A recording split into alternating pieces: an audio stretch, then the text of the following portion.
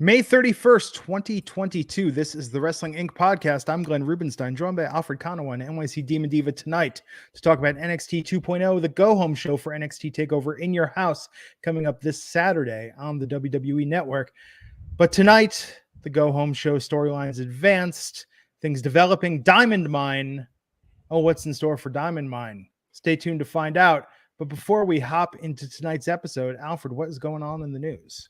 Nothing but news, Glenn. And the biggest story right now, MJF, the saga between him and Tony Khan. What's real, what's not. Of course, MJF legitimately no-showed a fan fest at Double or Nothing weekend that sparked all types of rumors and speculation throughout the weekend. He did wrestle his match against Wardlow, reportedly showed up to the building right before the match and then left immediately after. MJF was spotted in Los Angeles, and the update is that he will have a meeting with Tony Khan tomorrow at the site of AEW Dynamite, which is right here in my backyard of Inglewood, California. MJF, Tony Khan looking like they're going to come together for some type of discussion regarding his future, whether that's immediate future, whether that's long-term, who knows? Glenn, how much of this is real, and what do you make of the latest development? This is all everyone was talking about all over the weekend. And look, whether this was a work or a shoot, and I think MJF is brilliant because he blurs the line purposefully to the point where you don't know what is real and what is kayfabe. But regardless, he has demonstrated his value because Saturday, on the evening before, CM Punk freshly returned to AEW, less than a year in the company, on the verge of becoming AEW World Champion. All anyone could talk about is, was there a plane ticket purchased out of Vegas? Was MJF going to be on that flight? Hell, I'm 25 minutes from the Vegas airport. I thought about driving there and just, getting on my phone, live streaming, looking for a Burberry scarf, walking through departures. This is all we could talk about over the weekend was MJF. So, hey, kid, more power to you, man. You have proven that you have just learned to play the wrestling media and the internet wrestling community unlike any talent perhaps ever before. And Tony Khan, MJF is worth every dollar that he extorts from you in this situation. I think MJF is incredible at what he does. He's my favorite in AEW. I've been very vocal about that. I think no showing a fan meet and greet is a little crappy just because it involves fans, money. The rest of it just it's all still to this day speculation. They're going to have a meeting. Did he get on the plane? This and that. And I personally don't think that AEW would have continue with the match without saying anything if they ever had any uncertainty that he was going to show to the arena. I feel like maybe it started as a shoot and they went with it, but I do agree that MJF has shown multiple pay-per-views now that the best built feuds going into this pay-per-views, he hasn't. And he hasn't even sniffed a world title or a TNT title in AEW. So that goes to show you his value. We'll see where this story goes, but I think that it's not all rainbows and butterflies and unicorns backstage and AEW, and it needs to be said. I think Cody leaving is very telling, and I think these things that we keep hearing throughout, it's got to tell you something, right? Well, in fairness to MJF, he was playing the slot machines at the Mandalay Bay. And if you've ever played slot machines before, sometimes you just lose track of time. You're not looking at your phone. You're just thinking money, lever. How do I play 8 lines at once? I don't even know what these mean, but I just hit the button enough and eventually I win money. You can lose days. I think I lost the better part of my 20s in front of a slot machine at Mandalay Bay. It happens to the best of us. And I think we have to cut MJF some slack I'm not saying he has a problem, but I'm just saying, MJF needs to take a good long look in the mirror and think about, is gambling perhaps too much of an importance for him? Well, the fact that you know that he's gambling, I think that's because he wants you to know. I think everything we know, whether it's speculation, whether it's him showing up at LAX, is because he wants you to know that.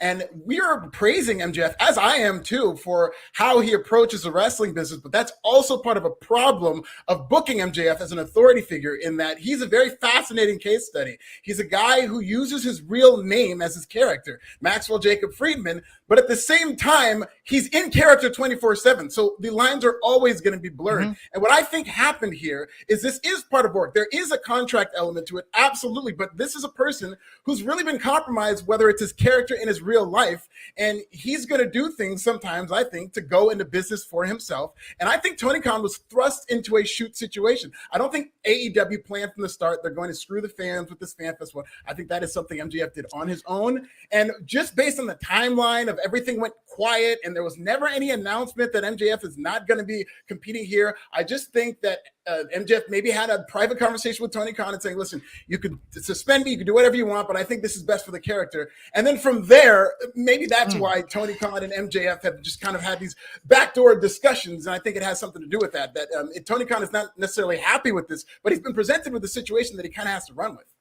Yeah, but I praise him, and I think what he did was incredible. He had us all talking. I lost sleep trying to find out if he got on this plane or not, right? But I think, and I think I was in the post show and I expressed this concern. The moment became so much more about MJF than Wardlow, and it should have been such a coronation. And I tell you, if we didn't know the backstage issues and this is how the match was supposed to be booked, I would have loved it, right? But you can't watch that match and not go, is he being punished? Are they writing him off TV? You're never thinking about, wow, Wardlow finally did it, which is what that moment should have felt like. Well, I mean, not to be a cold, heartless bastard, but Wardlow, work hard to get people more invested in your character, because if MJF is able to upstage you just by booking a plane ticket, I'm very, very invested in Wardlow. Well, where Saturday no one was saying poor Wardlow. What does Wardlow think? How's Wardlow dealing with this? There was a lot of people on social media calling MJF selfish for taking this from Wardlow. There was. But I did see a lot of Wardlow was a super babyface. So if you watch that match, those people were 1,000% behind Wardlow. Absolutely. Without any of this, Wardlow would have been a big babyface in this match. That amplified it. And the fact of the matter is, MJF is the #1 method actor in all of wrestling. Absolutely. His approach, go watch Jim and Andy, the Jim Carrey, Andy Kaufman documentary, where Jim Carrey had to play Andy Kaufman, and he basically became Andy Kaufman to the detriment of that production, to the detriment of everybody working with him. But he won an award because they just knew that he poured his whole life into that performance. That's along the lines of what MJF is doing, is that he is MJF, the person and the character at the same time, no matter what. Every interview you see, he's in character. Anytime you see him on the slots or at LAX, it's an in-character thing designed to make you report it through the dirt sheets. And this is what MJF is doing as a method actor, which I think is brilliant. And it's great for creatively for wrestling theater and even to get your contract up, because I do think in the long run, he's going to get a big contract out of all of this. But anybody working with MJF has to realize that this man is method 1,000. He's what Jared Leto was doing as the Joker when he was putting condoms in people's locker rooms. Not quite that far. So Joseph Boza is saying, but fans had to spend $300 to meet him. That's no joke. People don't spend $300 to throw away. This is a work. FanFest never do business again. They refunded every fan that was supposed to meet him, and they gave them a free meet and greet with someone else. And if you are showing up to meet MJF, this is like, Don Rickles. You want to be heckled. You want him to, spit in your drink or tear up the thing you want him to sign. You know what you're getting with MJF. So him not showing up to advance a storyline as a heel, if you're not out money, like, you just played a part in this role. And, I want to say also, I didn't see outrage beyond kayfabe when Chris Jericho no-showed the Talk is Jericho panel at StarCast the day after the first Double or Nothing. I mean, I was in a crowded ballroom full of people that wanted to hear from the guy who'd won his big match over Kenny Omega the night before and attacked by Jon Moxley. And Jericho said, I'm not showing up because, the AEW fan base doesn't respect me enough. Nobody was like, oh my God, Jericho, my child was here. It was a panel. It's not like a meet and greet. You're paying extra. Well, you were doing that instead of other stuff, but you were doing that with your time. The MJF meet and greet was 100. It wasn't 300. So you had to pay $75 to get into the fan fest, and then an extra 100 to get into his meet and greet line. So that's the way that meet and greet worked out. Yeah, my heart goes out to anybody, whether it's the people who put it together, whether it's the fans who paid. That's that's the collateral damage of what this MJF character is. Yeah, I know that's the only real news that come out of this. Exactly, yeah. In MJF's mind, I'm sure he's thinking, like, in the long run, this is going to help my character. And it's weird because he's doing this reality-based character where it's like, with WWE wants to make something look real, even AEW, they'll just show it on like cell phone footage and make it look like some fan shot it, but it's still, everything's in character, you can tell. MJF has already blown through the cell phone footage world. He's in the real world as a character. So when he wants something to make it look real, he just does something real, which is ridiculous. It's crazy. Here's the argument for why this is all an elaborate work. One, Tony Khan recognizes how this generates interest, and this is what people talk about, recognizes the value in that. But two, MJF recognizes that unless this inspires Vince McMahon to fall in love with professional wrestling and an Andy Kaufman level of working the audience, unless Vince McMahon is enamored with that, this will never fly in WWE. MJF will be MJF light. I mean, I've said this before jokingly, like they will lose their Make-A-Wish connection. Like MJF will offend everyone if he were to come into that promotion and do his thing and be who he's been in AEW. And I just don't see Vince and Bruce and Hayes and those guys giving him the cover to be full MJF. I do. WWE. I Really? absolutely do. I think the rules changed. This is a wrestling war in WWE, and I think AEW to this extent, but more so WWE and how they're going directly at AEW is playing chess in that getting MJF is more than just, can we work with this guy? Can he get over in our little storylines and all that small picture stuff? It's about how is this going to hurt AEW? And given how great they've done with Cody Rhodes, that is going to change a lot of people's opinion in that position, whether it's MJF, Wardlow, Jade Cargill, people who WWE would love. And at the same time, getting MJF would hurt AEW more than it would give WWE this headache. And I think just like how they're making Cody the exact same presentation as he was in AEW, they would bring MJF, and yeah, he wouldn't curse and be maybe as crass, but he would definitely stand out in some way, shape, or form based on how he goes about that character. I think they'd give him more creative reign. Absolutely. After every promo, Vince McMahon is going to be backstage and saying, I suggest you make a sizable donation for those disparaging remarks you made against the mentally challenged. I suggest you send a gift basket to John Cusack for those remarks you made about his sister. Yes, sir. And one gift basket to Lionel Richie for every time you called him a little Richard. After every promo. Every promo. Hey, I'm for it. I'm all for it. It's going to be, I just don't see it maintaining. But look, we all know, though, the truth, though, is that much like the wedding singer, Tony Khan was on that flight serenading MJF over the PA to get him to get off and fulfill his obligation in Las Vegas because MJF completes Tony Khan. Feeding CM Punk grapes and strawberry and fanning him. That's what he was doing. Come on. And these rumors about what the AEW starting salary is, no matter Sean Ross Sapp, when he was quoting the MJF story, saying MJF booked this plane ticket to Newark at great cost. So of course everyone looks it up, and I'm like, you can fly first class for like $700. Like apparently great cost. I think past MJF no showing, everything we know about MJF is something MJF wants us to know. Yeah. He's curated this whole thing himself, and this is, I don't think it's AEW working with him. I think he's curated this, and then he just kind of forced AEW into it because maybe it's an idea he had that they said no to, and he's like, I'm going to go ahead and do it anyway. And he's going to deal with the consequences. This is a hill that he's definitely dying on. So whether it's a boarding pass, whether it's I saw him at the slots, this is all designed to talk about. Yeah. And there's no photos of any of this. There's no photos of any of this. Like there haven't been. Like I saw him at the Mandalay Bay. In the era that we live, the fact that we haven't seen any picture. I saw him at LAX today. Like nothing. Picture didn't happen because I'm tired. I speculated the entire weekend. I'm tired of speculation. I need confirmed news by somebody, Tony Twitter fingers somebody, because if not, I'm just not going to believe it anymore. The only thing, and I'm trying to play devil's advocate here, and it's because I know the fan base that MJF attracts are grown-ups because that's his character. He's my favorite. And I'm very vocal about fans. If you want to meet your favorite, go to these promoted signings. And I feel like this kind of behavior just embraces people to creep at you at an airport or at a hotel lobby, because how else are they going to meet you if they know you're not going to show your meet and greets? And granted that MJF is going to be an ass to them no matter where he meets them, but this is the kind of behavior that encourages those fans to do that. And I've seen so many wrestlers just being harassed in that specific manner that it's just like, what's a fan to do if you try to meet your favorite the right way and you still can't? The grow up is that, like, I'm never going to give the benefit of the doubt to these crazy people who show up at the airport. Like, there are boundaries. So if your favorite wrestler if one wrestler does something messed up, that does not empower anybody to follow people around or go up to their houses like with Mia Yim and Keith Lee. There's no grounds for showing up like that. These wrestling people, the bottom of wrestling really needs to improve because it's a bigger amount of people at the bottom of wrestling than even like the bottom of Eagles fans, the bottom of Celtics fans. Like the wrestling fans kick all those trash people's asses when it comes to the bottom. I'll tell you, though, if there was any wrestler just to be a fly on the wall and watch their public existence with people, he is the one. Yeah. You just want to see what he's going to do. that documentary he had, it's like, I think that's the closest we'll ever get until maybe his career is over and he decides to like do what the Undertaker finally did and lift the veil. If you watch the documentary, it's still him in character, but it kind of gives you a snapshot into his mindset as to like why he would always be in character and just how committed he is to this. So I think we're just always going to get an in character version of MJF.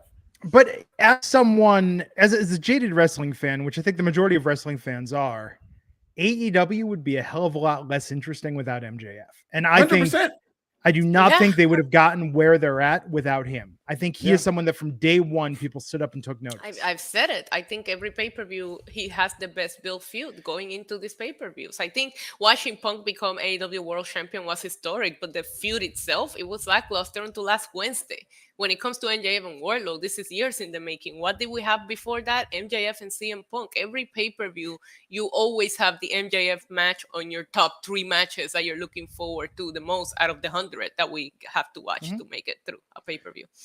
Yeah. Steve Marcuccioli, $4.99, asking, could you see MJF doing a successful NWO type angle in WWE, Cody and MJF in all Nash roles? Who do you put in the Hogan role? Issa, to you first. I don't know. I don't know that I can see that. I mean, it all depends on, and I know Alfred talks a lot about this. Can he get out of this contract? Because if not, this is not going to be anything that we're going to be able to even see until a year from now. And where is Cody going to be a year from now in order to be part of a story with MJF coming over if that happens? There's just too many factors to kind of like try to fantasize book this, in my opinion. Alfred? It's interesting that Hulk Hogan role, it just depends. And yeah, this is so much fantasy booking. 2024 is really going to be the time to have this conversation. But I mean, Chris Jericho would be the Hulk Hogan if we're looking at it like who's the old veteran who was there from day one. And even though Jericho is more of a WWE guy, if you're going to do that angle, which, you know, I don't agree with doing an invasion type angle in this day and age. I really do think that they should just, if you get these big free agents, good, and try to use them to the best of their ability. But if, you know, Jericho comes along and that's a tryout of Jericho, Cody, and MJF, I don't think you can go wrong with that at all. Yeah.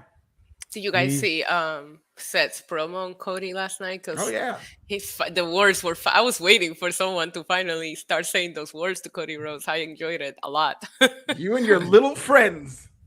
Talking about the sledgehammer, I loved it. When he said you took a sledgehammer to the throne and now you want to come take the throne, I actually scream out loud like he went there. That was a bar. Nice. I went and saw Top Gun last night at like a very late show at the drive-in, which good thing about Vegas, 24-hour town, man. If it's dark out, there's a drive-in movie playing, you know? Better than the original? Are we going to go hot take? I'm not really a fan of the original Top Gun. Wow. I think it was overly fetishized, too popular. Described today the impact the Top Gun had on my childhood. From 1986, age 10, go to summer day camp. I see a child and his mom loudly yelling out, I feel the need for speed, and high-fiving each other. I said, F this, walked home, sat my ass down in front of the TV, ate a bunch of budget gourmets, and watched Good Times and What's Happening reruns, and decided I'm not going to day camp this summer. These kids are douchebags. So that's my Top Gun memory. I don't think I went to the movies again until Stand By Me came out later that year. But no, Top Gun Maverick was good. It's very Cobra Kai-esque, though. It's actually very interesting, the impact that might have had on it. But I don't know. It was a good movie. Excellent. I saw them back to back. I saw the original right before I went to see the Top Gun Maverick. I saw the premiere, so the audience was hotter, but I did think it was better than the original. And the original's good. I just don't have these warm and fuzzy feelings from my childhood because I saw the original like later into my adulthood. Still liked it, but I thought Top Gun Maverick was a great follow-up. It was enjoyable. Miles Teller, having a very good career. Very good career. What else we got in the news? Well, speaking of careers that might be coming to an end, at least in WWE, Sasha Banks and Naomi, the latest is that it is believed that because they're being suspended without pay, there is a chance that their contracts are not frozen. There's still haven't been any clarification on whether or not Sasha Banks and Naomi's contracts are frozen. Dave Meltzer's weighed in on this, saying that if they are in fact suspended without pay, there is a scenario where their contracts are just going to run out. and they would be free to sign with an AEW later on this summer. So this could be a situation where WWE's handling it by saying, fine, we're going to suspend you without pay, which really means we're just going to let your contracts run out and allow you to go to AEW. Now, that would be shocking, and WWE not fighting to keep them, but it would also hurt their leverage in terms of, WWE does not want them there, so it would hurt their buying power. What do you think about these developments, Issa? I'm just laughing because I feel like this is like Sasha and Naomi were like, I quit, and then like, no, you're fired. You know what I mean? Like they walked out. Like I get that you're suspending them and this and that, but I would assume that they might have walked out with the intention of never coming back. So I hope that their contracts are not frozen. And it makes sense that if it is without pay, I would assume, I know that probably both sides have lawyers looking at these contracts up and down, but if you're not paying them, a lot of the times we hear of them making them sit out their contracts, but they're still paying them. That way they can't go anywhere. So if they're not paying them, I hope that they're able to get out of their contract as soon as they're up. We'll see. You can't long-term, I mean, you can find somebody, and they've done that before, although who knows how real that even is, but you have to pay someone their downside or else you're in breach of contract. Yes, but WWE does have a lot of language with these contracts. They've got some of the best lawyers in the world where they are able to, whether or not they decide they want to freeze your downside. And in order for you to get that back, you end up having to pay more than probably that downside is worth, which is just one of the many reasons I actually do support an era where wrestlers are more likely to hold out, more likely to hold their feet to the fire, because then it'll hopefully make these contracts a little more fair when they're negotiating new ones. Do you think they have some of the best lawyers in the world, or do you just think that because they have such a monopoly that if you want to work for WWE, it's kind of like if you want to sign a record deal. Record deals, they're not eloquently worded in how they screw you. They just put in all these terms and, hey, if you want to work with a major label, like take it or leave it. They'll budge on very few things just on principle. Yeah, well, I mean, Jerry McDevitt, I mean, in any era, and it's, some of his best work might not have even been in the last 10 years or whatnot. I mean, he's had a reputation as a very strong lawyer, and, WWE has played hardball with a lot of people. And listen, people who have been willing to fight WWE over the long haul have won, CM Punk being an example. But it also bleeds you of your money and bleeds you of your friendships, as you saw what happened with CM Punk and Colt Cabana after that, when they were saddled with these legal fees. So one way or another, WWE has this Machiavellian way when it comes to them being at war with you legally. Yeah. Well, we'll see. We'll see what happens. Now, do you think anyone even bothered to tell Vince about Ember Moon or Athena and Stokely Hathaway showing up at AEW? And is Vince even cognizant of who they are? I was going to say, if they did, well, he would be like, who? Like, wait, Teddy Long is in AEW? Oh, Jesus. I don't know if he would, like, maybe it was like in passing or something like that, but I think we've seen enough former WWE people debut in AEW and then not do anything that it's now like a running gag, like, oh, she got her former WWE pop, see ya in 6 months in catering or whatever they do. So I'll believe it when they see it with this. I'm excited with Stokely and Jade. That could be something, but I'll believe it when I see it. And all still making more than MJF. Yeah, exactly. What else is in the news? Final news story, and this is kind of an ugly story that has been developing throughout the day. AEW star or former AEW star, we don't know yet, Jake Atlas has been charged with domestic battery. We're not going to go into all the details. You can find that out by doing your Googles, going on Wrestling Inc. The story is there. Does a great job covering the story. But PW Insider's reporting there was a domestic dispute with Jake Atlas and his roommate, significant other, and he has been arrested, charged with domestic battery. He is not listed on the AEW roster page. However, it is worth noting that he was not listed beforehand because he was on a show-to-show contract, not necessarily a full-time member of the roster. But apparently alcohol was involved, physicality was involved, and just really ugly situation developing with Jake Atlas, who's just had a rough go of it. I think everybody acknowledged how talented this man is. We saw it in NXT. We even saw it. I thought it was a great match with Adam Cole before he got hurt. But whether it's injury or whether it's mental problems that he's admitted to having, he seems to always have a lot of these hurdles. Glenn. No, I know. I saw him. He's from the Bay Area, or at least went to wrestling school there. Very close with Jungle Boys. I'm on a few indie shows there, and yeah, look, I mean, he's going to face consequences for these actions. I think violence and abuse towards your significant other are never okay. I mean, let alone anyone else for that matter. But yeah, I think he's going to face consequences, and I hope beyond that he gets whatever help he needs. Yep, I couldn't have said it better. Robert Gunier on Wrestling Inc. Shout out to him. He has a story. It goes into a lot of detail, and you're welcome to check it out. So NXT 2.0 tonight. Let's see the go home for NXT Takeover in Your House opening tonight. Man, they're really putting Diamond Mine front and center. It's like Diamond Mine and Braun Breaker. Like, but this Diamond Mine story ran through the entire episode. Yeah, it did. We opened with Roderick Strong and Damon Kemp versus Pretty Deadly. Pretty Deadly getting a pretty easy win there, and Creed trying to interfere. Pretty Deadly looked absolutely beautiful in rose gold. I feel like that color doesn't get used enough in people's gear. I really appreciated it. Great match. It was a little bit weird when everybody started getting involved, and I kind of like, I guess maybe I blinked and missed the finish because then they were arguing later about it, and I'm like, oh, so that's what happened. I think, and I can't recall his name right now, but Damon Kemp.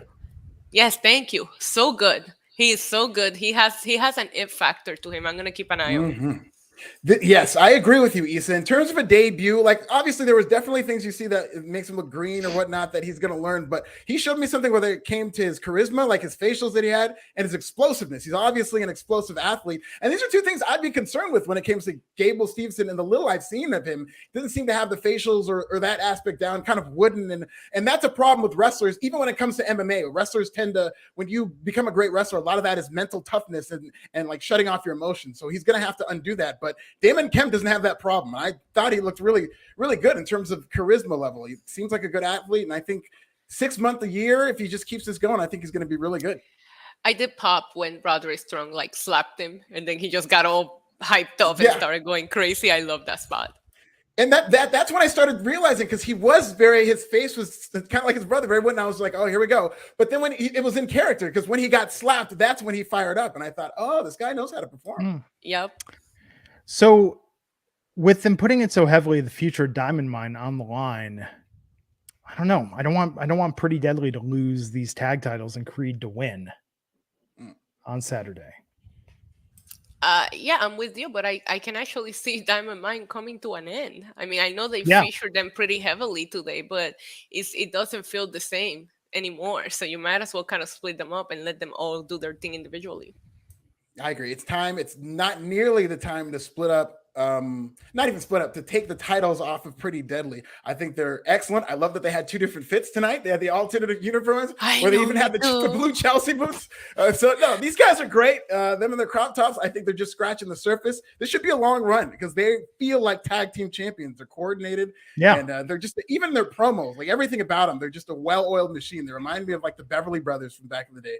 And I like them. And I think that they're going to win as they should. And Diamond Mine's going to break up as they should. Because I think individually you saw the potential that all of them have individually. And I was watching the show like, why do they really need to be in a group? Because, Ivy Nile, the Creed brothers, even Roderick, they can go off on their own. It'll be fine. Well, except Max Dupree and Maximum Male Models on SmackDown. I could see Pretty Deadly getting called up next week. Oh, wow. I hope it's not next week, but...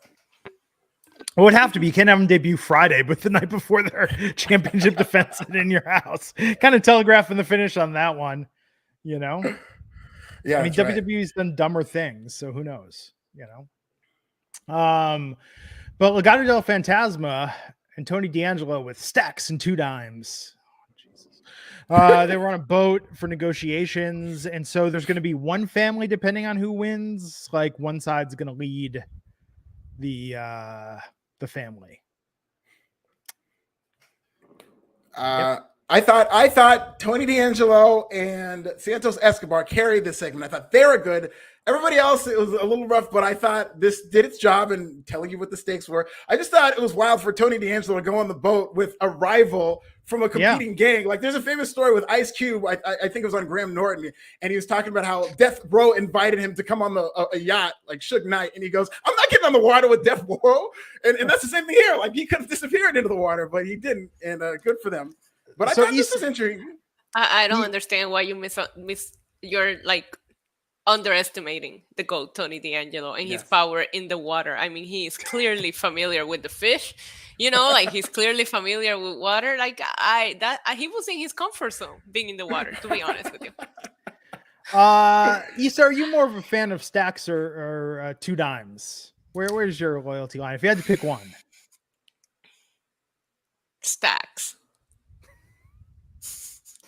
I'm picking based on name alone, honestly. Can you even pick out which? I was gonna say, like, I should have flashcards here and be like, okay, which one's this and which one's this? Because I picked based on name. Yeah, we'll see. I love this segment. I thought Tony D'Angelo and Santos Escobar really did came off as a mob boss and a jefe del cartel. Yeah. So I like it. We'll see where it goes. I don't know how I feel about the speculation. We'll see what happens Saturday. Yeah.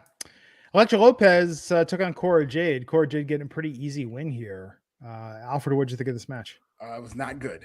This was but it's to be expected. It's two people were very new, but it's a little rough. Good for Elektra Lopez for winning, but not their best match in the grand scheme of things. Yeah, it was. They were not on the same page at all. I always love seeing Elektra Lopez in the ring. I just wish the match was just a little bit better. I cringe a few times. Yeah. Tornado Anthony Y, who apparently is going to have merch coming up soon, asking us, do we see Joe Gacy getting that win in your house? Maybe a shocking moment that throws Braun off. No. Absolutely not. That would be listen, it'd be great for the podcast that night, but I don't so morbidly curious. So morbidly curious. This podcast would be in worse shape than Raw after the tornado gets done with it. If Joe Gacy wins. Surprise. Why would you do that, man? I'm sorry, it was a Freudian slip. Wow. Just because his shoot last name is the anglicized version of my last name. Just because we're connected on 23andMe. No. You're way better looking than he is. Well, in every family it doesn't distribute equally. The looks, the brains, it's just how it goes. So we'll get into that. Hey, Bear Hudson, hope you're doing okay. Super chat saying his daughter's in the hospital overnight, not looking good because of leukemia. Oh my God. Had my daughter watch the Demon Diva battle and doctors told her they started seeing improvement. Said you inspired her to fight. Okay. I love you, Bear Hudson, and I love her, and I'm sending tons of positive vibe and healing energy for you both. Definitely. Shout out to Bear Hudson. Thank you. Family. Yes. Hope is always okay there. Wesley tonight took on Zion Quinn, got a pretty easy win. Easy? Like the 1, 2, 3 kid. I mean, he took a beating before he got that win. Hey, pretty easy. Yeah. Okay. I like what they're doing. It was like a surprise win. But there's a strategy to that, Issa. It's like, didn't they do this in like at least one of the Rocky movies, but definitely one of the Creeds? Like, you let him tire himself out. You just have to take it, and then you make your move, and you'll win. Okay, but are you gonna die while he tires out? Like, that's the risk you take when using that strategy. Can I just say, I love Senga. I think Senga is amazing. I want him talking more. He's the most lovable giant. And I like this guy with the suit and whatnot, because not only does he look like a much bigger guy wearing regular people clothes and less like Braun Strowman, but he can talk, and it is kind of inspirational in terms of these short, quick messages he keeps giving. I want him more involved. So what did you think of the NXT Women's Championship Summit that we had tonight with Wendy Chu, Katana Chance, and Kaden Carter, who looks like no other performer we've ever seen. Katana Chance looks like no other performer we've ever seen before. With Wendy Chu and Kaden Carter. Still not used to that new name. And out there with Mandy Rose, Gigi Dolan, and JC Jane of Toxic Attraction, yelling at each other and signing these contracts. And of course, can we just have a contract signing where they shake hands and say, may the best person win? Never. Why did they always have to end in a fight? Issa, I saw you face palm. I want you to start this off. I hated everything about this, and I had somebody text me that hasn't watched NXT in a long time, and the text message said, I don't know what's going on with NXT anymore, but I just saw a girl in a cow onesie jump off the top rope and change the channel. And it made me feel bad for the brand that we all love so much at that moment. I told you, I like Wendy Chu. I can't take her seriously, and this is exactly why. I thought that Mandy Rose was trying to cut a promo, and the crowd hijacked it. Like, I felt like this was just a hot mess all around, and I was like, I was screaming from over here, please just sign the contract and let's just end this already.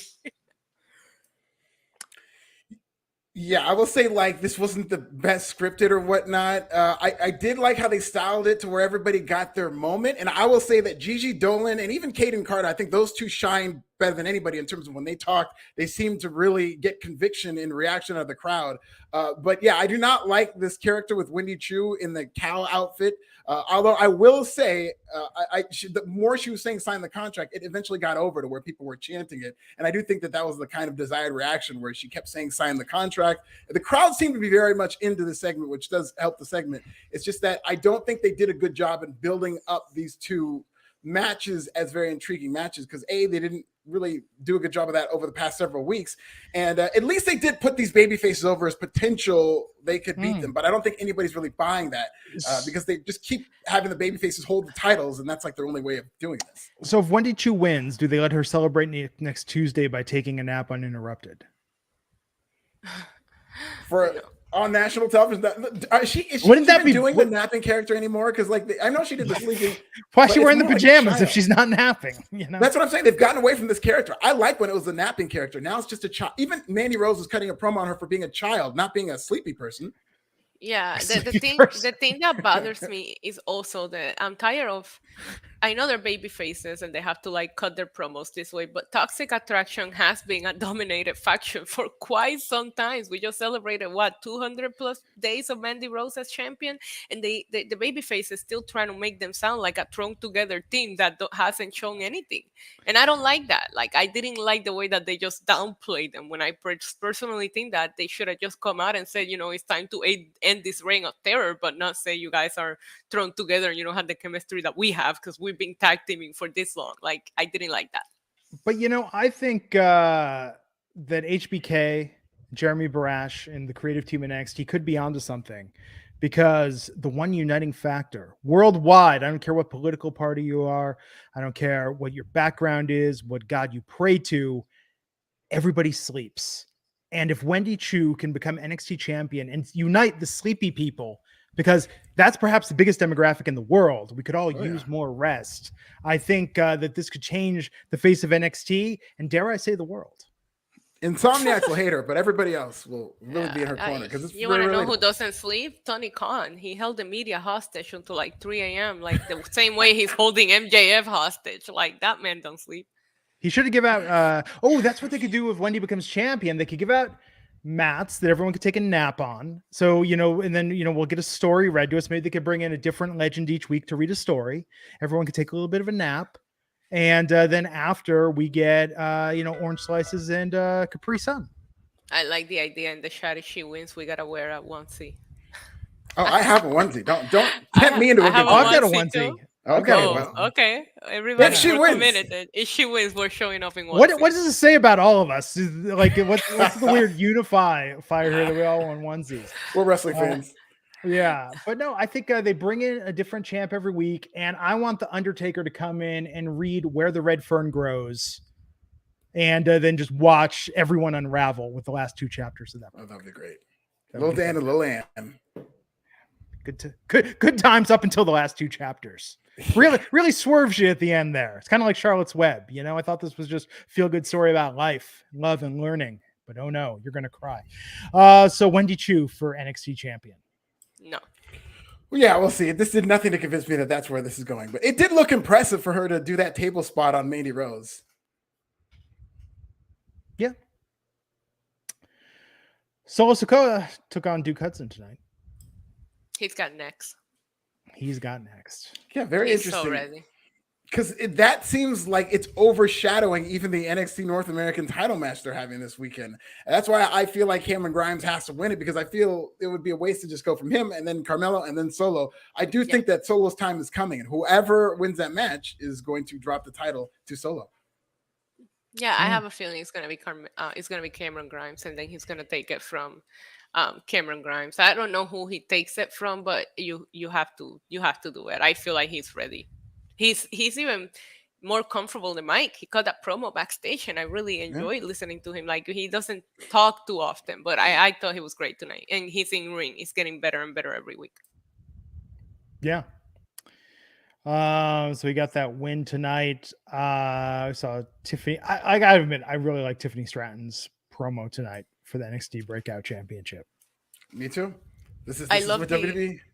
Yeah, go I ahead. love the difference in the stories that they're telling us with Roxanne and Tiffany. Like Tiffany just grew up being an athlete and in greatness and surrounded by all this where, where Roxanne had to like claw and learn her way and do the things. I really, really like this video packages because it gives you a little bit more on the two different athletes that they are.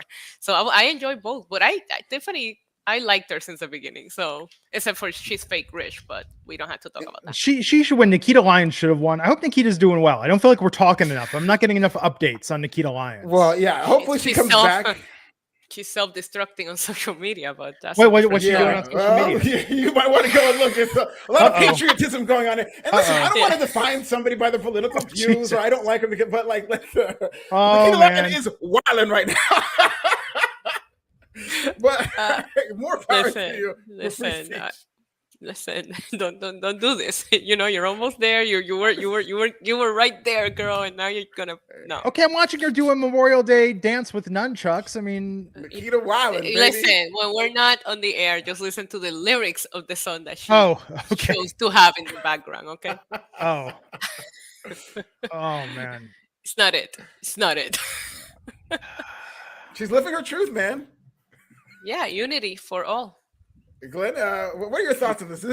Glenn, is your heart breaking on the air as we unfold with this podcast? It might be, but we're gonna have to see. Hey, here's the thing with these two promos. I did think they were very good because these are like WWE's very limited in how they can present women, and this is the only two tricks that they know. They know the starry-eyed Cora Jade type, or they know the mean girl type, and those are the only two things they know how to do. And they did them great with. I thought both promos were done very well in terms of their characters. It was they did a good job endearing Roxanne Perez to you, and then they turned around and had Tiffany Stratton be this cold, well, I'm an athlete, and just very mean things about. She didn't go to prom. That's because nobody asked her. But I thought they both did a good job. I actually like the airplane line because when I was watching Roxanne's promo, I was like, you couldn't fly there. Like, girl, like take a Spirit flight. It was probably like $20. Like, chill. Well, the biggest non-surprise of this week is that Thea Hale, who just is graduating high school, has chosen what university she's going to be going to, and it's Chase U. Let's go. We called it. What else needs to be said? Yeah, I was very excited. Like, I was thinking like, oh, that would be funny if they did it, but I didn't have the faith in them to actually do it. So when they did do it, I really kind of fell for it. I thought they were just going to try to get some mainstream buzz by having this athlete, which I don't think this is a bad idea. I really do think that they should have these athletes go on to WWE TV and decide where they're going to go. That will get them some buzz on ESPN. So I thought that's what they were going for. And when she actually made this into a gimmick for Chase U, I legitimately popped. I thought it was great. Me too. Grayson Waller took on Josh Briggs. Got a pretty easy win. Man, he was going hard on dissing Brooks and Dunn and Fallon Henry. Yeah, they did that backstage set. I really didn't like that segment, and I thought Duke was fine. I just don't like how they position it. It just looks so fake and canned. And but they did a fine job just kind of putting Briggs in there. Was it Briggs or whoever it was as the big imposing threat? And this is something for him to do. It seems like they just wanted to put him on TV. Yeah, I really like the Justin Timberlake cosplay. It's great. Yeah. Well, hey, after how the Jericho Appreciation Society was dressed the other night, I think the boy band tributes are all the rage right now. It's back. And then Von Wagner came down and attacked Briggs after. I don't know. So I can't get into it. I don't know what Von Wagner needs to do. Like, he could go and rescue puppies and I will still roll my eyes. Like, I can't. Yeah. Wow, even for a puppy rescue. Maybe two puppies and then I'll be impressed. Okay, fine.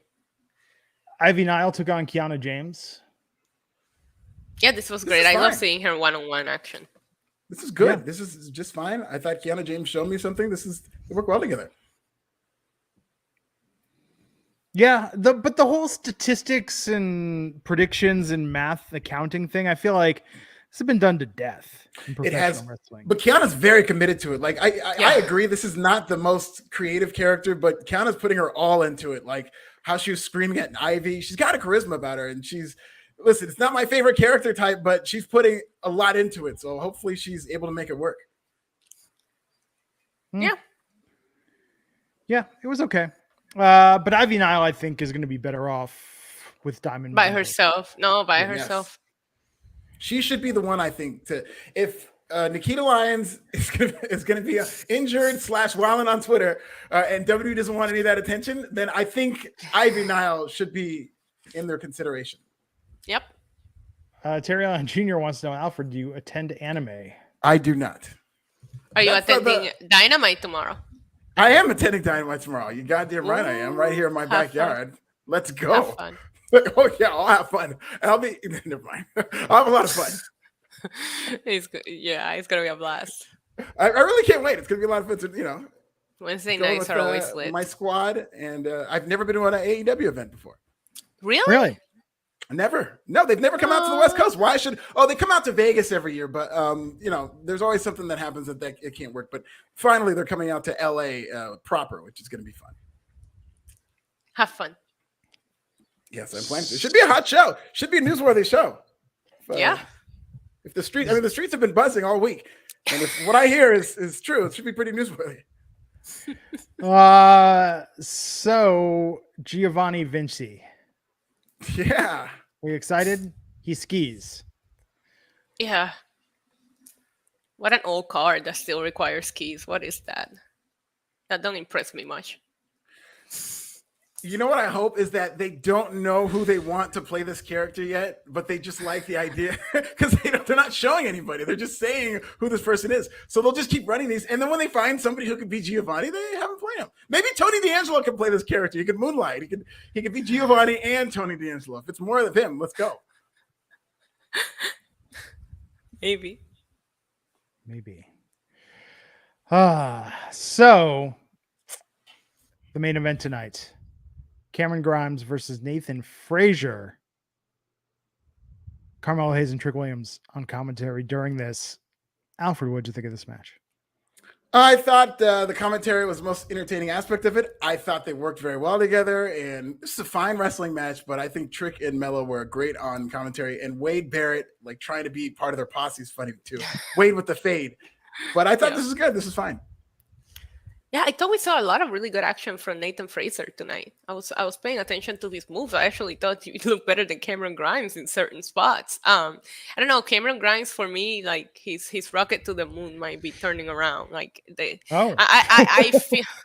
I feel like they put him in the wrong feud after they finally made him champion. You should have put him in a feud against somebody that people might not be so behind. But put him against Cameron Grimes and Solo is the kiss of death for his title reign. You should have put him against a Grayson Waller or a Duke Hudson just to establish him as a champion before you put him in a situation where he's battling against two people that the crowd is in favor of. So he won this match, and Nathan Frazier looked pretty good. Pretty solid outing overall. I don't know for the main event's tough on NXT sometimes. But Carmelo and Trick rushed the ring after. Grimes escaped and celebrated with his title. They stared at each other. So, Saturday, look, who knows? Who knows what's going to happen with this? I think what I like about this NXT TakeOver in your house coming up is that because NXT is not on fire right now, we had Braun Breaker backstage. There was a promo tonight. Joe Gacy playing mind games, had the sound of him laughing coming out. Braun's freaked out. NXT feels so in a lull right now that because they've released so many people, no story is there's some good stories and there's some stuff we like, but it's not like I can't miss NXT feud right now. This is one of the worst NXT title feuds that we've seen in a long time. And I think it's dragging out the entire show, but because of this, I really think anything could happen. Braun Breaker could be NXT champion at the end of the show. You mean Joe Gacy? Joe Gacy, sorry. Joe Gacy could be. See, I even get confused. So you are saying, let me get this straight, Glenn. So you're saying that NXT is struggling, and you won Saturday with Joe Gacy and Wayne DeChue as champions. Why not? Sure that... What do they have to lose? Yeah, seriously. That would be fitting for NXT and where it is right now, is that you do have Joe Gacy and the Sleepy Girl as champions. These two complete gimmicks from the 90s era of Vince McMahon's mind. This would really be more of a fitting depiction of where we've come for NXT 2.0, because you have these two champions who are they're actually doing a good job with their champions. I think that's the only thing they're doing. Even Braun Breaker, they're doing a good job with his matches and presentation as a star, but creatively it's been bad. So why not put the titles on somebody who fits how bad the creative has been? And okay, let me just put this out there, okay? Mandy Rose wins and retains. Yeah, I could see Alba Fire. I could see there's some other women that could step up to challenge her. And that's one direction they could go. Braun Breaker retains. It's Solo Sikoa, probably next in line, probably winning. So Sola, Alba. I mean, that feels like, I don't want to say a light version of what we've seen before in NXT. Like, it feels kind of like that's some classic NXT booking, but the people that were booking NXT that did well in that era are no longer there or in charge. No. So I don't know how they'll do with that. I mean, Solo and Alba could be a step up from what we have right now. But Wendy and Joe Gacy, that's one of those, this is so crazy it just might work sort of moves. Really? Well, I mean, they would be playing with Alpha Fire by going with that tandem. But I don't think it matters as much. I don't think it matters as much who the champion is. They just doing what they're doing. And Vince McMahon has now this license to use NXT as just kind of like this legitimate feeder territory to the main roster, where everything that they're doing there is what he's going to want them to do on the main roster. That would be, I don't think USA Network would go for this 5-6 years ago, but because they need WWE so much now, WWE can kind of do whatever it wants, it seems like. Tornado wants to know, Alfred, tomorrow, will you be recruiting in the baddies section to try and get baddies and Jade to go to Applebee's after? Well, their discussions are ongoing. That is a I've been story. saying this movement in our chat, and I am with it. But Alfred, for the baddies section, please. Please, I would love to be part of it. Allison Tuckwab 999. Thank you, Allison. Saying, do you think WWE and AEW meet on the road because of their schedules? 100%. Some of the news stories we covered might have suggested that, but 100%, I do think that WWE and AEW athletes meet with each other, and we'll keep it at that. Yeah. What's so funny, Glenn? No, well, I'm not even going to talk about it. But let's talk about the card for NXT TakeOver in Your House. We will be here Saturday night to cover right after that goes off the air. Cameron Grimes versus Carmelo Hayes with Trick Williams for the NXT North American Championship. Alfred, who you got? I have Grimes. I think Grimes wins this and then drops it to Solo Sikoa. Issa? Same. Okay. Pretty Deadly versus Creed for the NXT Tag Team Championship. Issa, who you got? Yes, boy. Pretty Deadly. Yes, boy. There you go. Braun Breaker versus America's Sweetheart, Joe Gacy, for the NXT Championship. Okay. That has to be a meme of Issa. That look that she just. Did you say vacant, Issa? Yes, I said vacant. Braun Breaker, fine. Yeah, I'll go with Braun Breaker. Why not? There you go. And Toxic Attraction versus Katana Chance and Kaden Carter. Alfred? Toxic Attraction. Toxic Attraction. No title changes. Mandy Rose versus Wendy Chu for the NXT Women's Championship. It's Mandy Rose. Sorry, Glenn. Yeah, it'd be a lot of fun. Yeah, I'll go with Mandy Rose. Okay. Please stop. But the real main event, well, we all want to know, Tony D'Angelo stacks 2 dimes versus Legado del Fantasma. Who has to join? Who's going to win and make the other team join their crime family? Tony D'Angelo.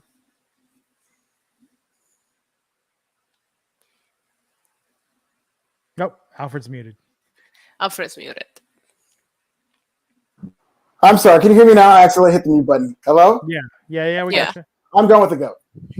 Okay, there you go. Forget about it. Saturday night, we'll be back here to talk about all of this. Thank you, everyone, for joining us tonight. It's been a fun show. I need to go and read Twitter, apparently, and see what's been going on. So, look, have a good week, everyone. We will catch you back here on Saturday. Tune in tomorrow night for Dynamite. MJF carried out on a stretcher. If I'm MJF, I announce that doctors have said my injuries will keep me from competing again until January 1st, 2024. I think he needs to say that they poisoned him when they put the oxygen in his eyes instead of, see how they put the oxygen mask like right in his eyes? He's probably blind. We'll see.